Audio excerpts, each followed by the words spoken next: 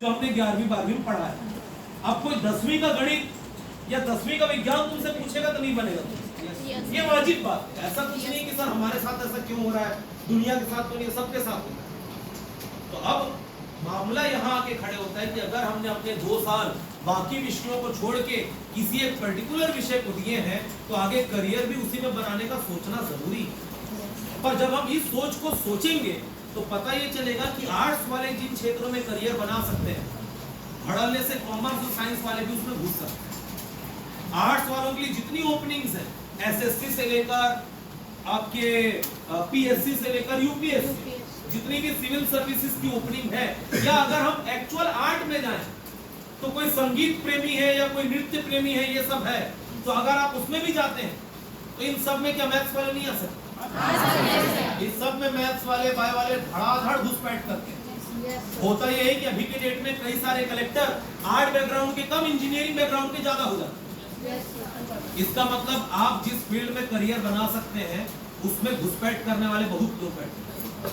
वैसे मैं कॉमर्स वालों की बात अगर करूं तो कॉमर्स वालों के क्षेत्र में मैथ्स वाले धड़ाधड़ एंट्री ले सकते हैं। अभी देखना कई प्रोफेशनल सीए ऐसे होते हैं जो इंजीनियरिंग के बाद सीए किए हैं या फिर 12th मैथ से करने के बाद बीकॉम करके सीए की। संभावना रहती बकायदा, आप एंटर कर सकते हैं, कोई रिस्ट्रिक्शन नहीं है। पर हाँ, आर्ट वाला चाहे कि मैं आगे चल के सीए बनूं, नहीं बन पाएगा। आर्ट वाला प्लान करे कि मैं आगे चल के इंजीनियरिंग की पढ़ाई करूं, नहीं करता। इसका मतलब जिस फील्ड में मैथ्स वाले जा सकते हैं वो तो जाते ही हैं, और वो उस फील्ड में भी घुस जाते हैं जहां कॉमर्स आर्ट्स वाले एंटर करते हैं। और आर्ट्स वाले जिस फील्ड में जाना चाहें उसमें वो जाते हैं, और वो चाह के उस फील्ड में नहीं एंटर कर सकते जहां पर मैथ, साइंस, कॉमर्स वालों ने कब्जा किया हो। सही बात है। तो जहां पर बहुत सारे लोग इंटरफेयर कर सकें उस फील्ड में करियर तलाशना कठिन है। जहां पर सिलेक्टेड है वहां पर करियर तलाशना आसान है। तो जिस कारण से हमने एक विषय का चुनाव किया कि आसान पड़ेगा पढ़ने में, वो आसान तो सबके लिए पड़ेगा, इसलिए हर कोई घुसेगा, और जब हर कोई आएगा तो कंपटीशन बढ़ेगा। तो यहाँ पर होती दिक्कत। Basically most of the art या कॉमर्स स्टूडेंट आगे चल के वो काम करते हैं जो उनकी फील्ड का है ही नहीं। और क्यों करते हैं? अपनी आजीविका के लिए, क्योंकि करना तो पड़ेगा। जैसे आप मान लो कोई बन गया LIC पॉलिसी को बेचने वाला, अब सर मैं कुछ नहीं कर सकता तो पॉलिसी बेचूंगा, आप बीमा करा लीजिए, होता है ना, या बैंक में अकाउंट खुलवा लीजिए। ये काम जनरली, या टेली कॉलर का काम या डेटा एंट्री का काम, ये काम जनरली आप देखें तो कॉमर्स आर्ट्स वाले बहुत आयत करते हैं।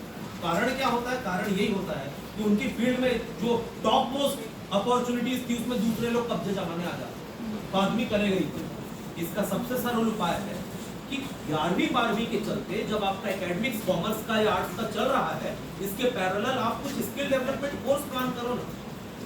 कभी भी कोई स्किल खाली नहीं जाती। सीधे शब्दों में अगर आपसे मैं बात करूं तो आज से 2 साल बाद या आज से 5 साल बाद जब तुम मार्केट में उतरोगे कि सर मेरे को जॉब दो, किसी कंपनी से तुम्हारी अपेक्षाएं रहेंगी कि वो आपको जॉब दे, या आप कुछ करना चाहते हैं, आपको मौका दे, तो आप एक बात याद रखिए, कोई भी मौका, कोई भी जॉब आपको आपकी डिग्री की बेस पर नहीं मिलेगी। सर मुझे जॉब दे दो 12th में 89% है, तो मैं क्या करूं? सीधी बात है ना। जैसे मैं अगर यहाँ पर आया, मैं अगर आपके स्कूल में ये बोलता आपकी मैम को कि मैम मेरे को ना करियर काउंसलिंग लेने दो, मेरे ना 92% थे 12th, तो 92 से तो हम क्या हमारे स्कूल में हर साल आते हैं, तो क्या हम हर किसी को उतार दे जा भाई करियर काउंसलिंग ले ले? इससे कोई मतलब नहीं है। मैं करियर